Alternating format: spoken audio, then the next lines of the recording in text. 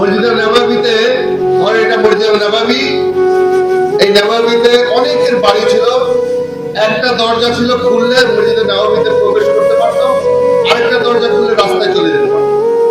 ঠিক এরকম একটা জায়গায় যখন রাসূলুল্লাহ থাকতেন, যে মসজিদে নববী আপনারা জানেন মদিনায় অবস্থিত, সেইখানে একদিন রাসূলুল্লাহর কাছে পয়গাম এলো, শুধু আলীর দরজা ব্যতীত সকল ভিতরের দরজা বন্ধ করে দাও। এই কথা রাসূলুল্লাহ শুনলেন, শুনে উনি বললেন শুধু আলীর দরজা ব্যতীত সকল দরজা বন্ধ করে দাও। লোক সকল আপত্তি স্বরে নানা কথা বলতে লাগলো। লোক আপত্তি আগের থেকেই করতেন, রাসূলুল্লাহর সামনে আপত্তি করতেন। রাসূলুল্লাহ সাল্লাল্লাহু আলাইহি ওয়াসাল্লাম উঠে দাঁড়ালেন এবং আল্লাহর প্রশংসা জ্ঞাপন পূর্বক ঘোষণা করলেন, আমাকে নির্দেশ দেওয়া হয়েছে সকল দরজা বন্ধ করে দেওয়ার জন্য, শুধু আলীর দরজা ছাড়া। আর এটা তোমাদের মধ্যে নানা আপত্তি ও আলোচনার কারণ হয়ে দাঁড়িয়েছে।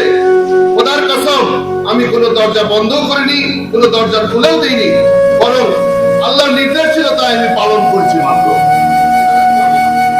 আল্লাহর হুকুম হচ্ছে আলীকে সম্মানিত করা।